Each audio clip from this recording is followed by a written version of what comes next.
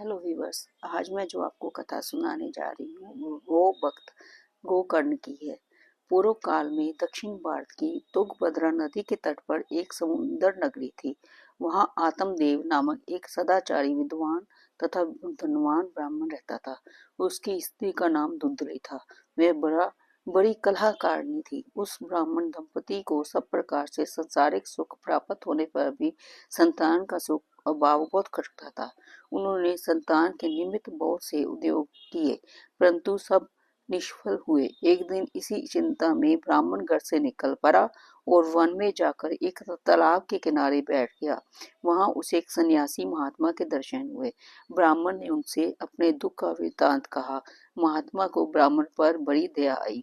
उन्होंने ध्यान के द्वारा उस प्रारब्ध को जानकर कहा, ब्राह्मण, तुम्हारे प्रारब्ध में 7 जन्मों का संतति का योग नहीं है, अतः तुम्हें संतान की चिंता छोड़कर भगवान में मन लगाना चाहिए। परंतु ब्राह्मण को महात्मा के वचनों से संतोष नहीं हुआ।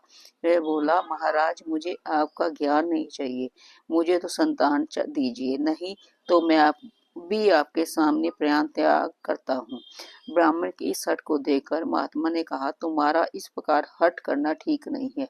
विधाता के लेख के विरुद्ध पुत्र प्राप्त होने से भी तुम्हें सुख न होगा, किंतु फिर भी तुम न मानोगे तो जो फल ले जाओ, इसे तुम घर ले जाकर अपनी स्त्री को खिला दो, इससे तुम्हें पुत्र होगा।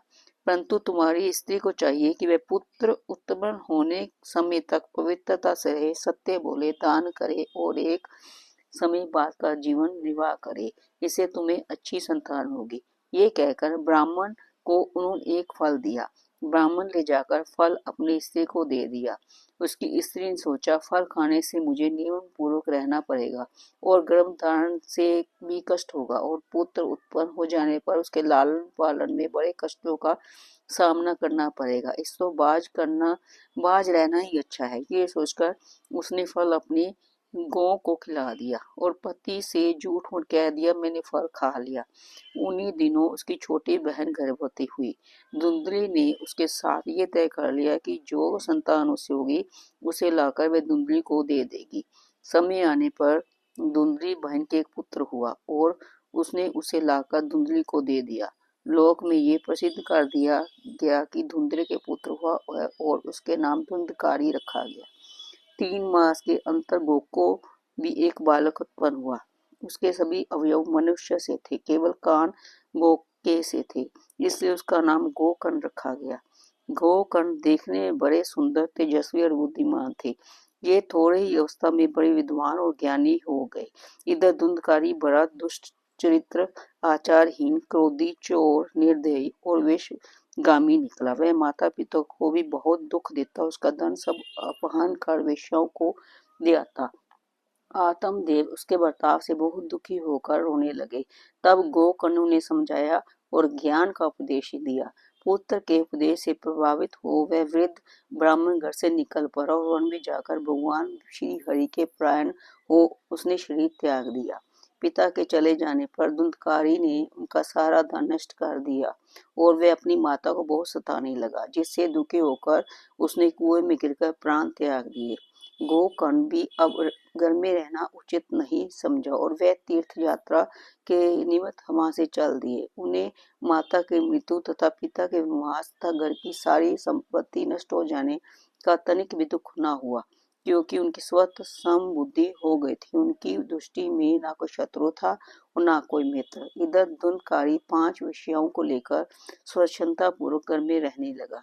एक दिन उन वेश्याओं ने उसे बड़ी निर्दयता पूर्वक मार डाला और उसके शरीर को किसी गड्ढे में डाल दिया। धुंधकारी अपने दूषित कर्मों से प्रेत योनि को प्राप्त हुआ और इधर उधर भटकता हुआ बहुत क्लेश पाने लगा। गोकर्ण जब उसकी मृत्यु का समाचार सुना तब वहां जाकर वहां उसका श्राद्ध किया और फिर जिस जिस तीर्थ में वह गए वहां उन्होंने बड़ी श्रद्धा के साथ उसे पिंडदान दिया।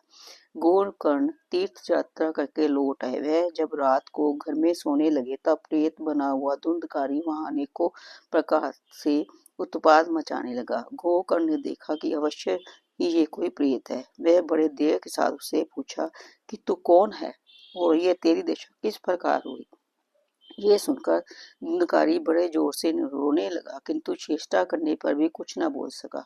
तब गोवर्धन ने अपनी अंजलि में जल भरकर मन ही मन कोई मंत्र पढ़ा और उस जल को प्रेत पर छिड़क दिया, जिससे वह पाप मुक्त होकर बोलने लगा।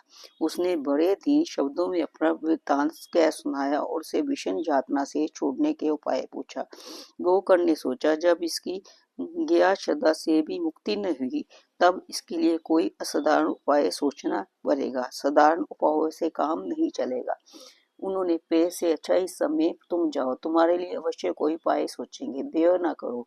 दूसरे दिन गोकर्ण कई विद्वान योगी और ब्रह्मवादियों से विषय में परामर्श किया। तब सबकी राय ये हुई कि भगवान सूर्य नारायण इस विषय में पूछा जाए और वह ये भी उपाय बताए कि वही किया जाए। गोकर्ण ने उसी समय सबके सामने मंत्र बल से भगवान सूर्य देव की गति को रोककर उनकी स्तुति की और उनसे इस संबंध में प्रश्न किया। सूर्य देव ने स्पष्ट शब्दों में ये कहा, इसकी श्री मद भागवत से मुक्ति हो सकती है, उसका 7 दिनों से पाठ करो। ये सुनकर गोकर्ण श्रीमद् भागवत के पारायण में प्रवृत्त हुआ। गोकर्ण द्वारा श्रीमद् भागवत के पाठ का समाचार सुनकर आसपास के गांवों के बहुत से लोग वहां एकत्रित हो गए।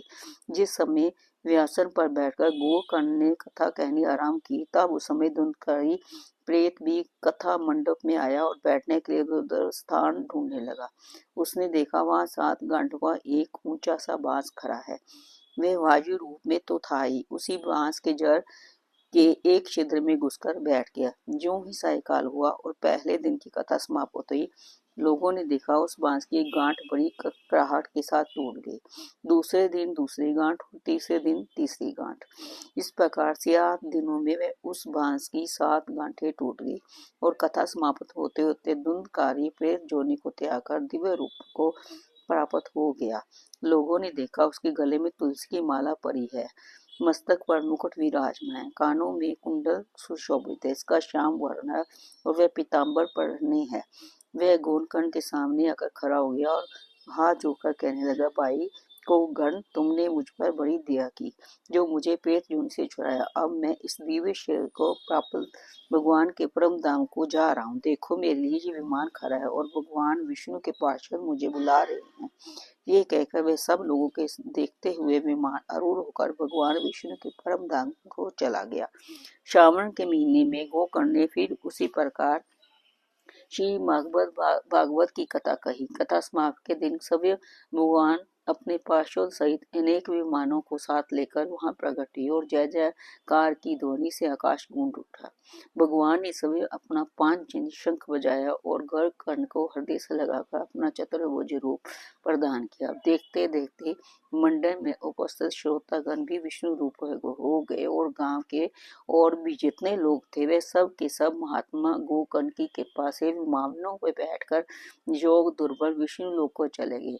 भगवत्सल भगवान भी अपने भक्त को साथ लेकर गोलोक को चले। इस प्रकार इस महान भक्त ने अपनी भक्ति के प्रभाव से गांव का उद्धार कर दिया। व्यूअर्स, जो भी श्रीमद् भागवत का पाठ करता है, भगवान उसमें सभी विराजमान होते हैं और उस कथा को सुनते हैं। उसकी कथा का सुनने से बहुत ही पुण्य मिलता है और कहने से भी बहुत पुण्य मिलता है।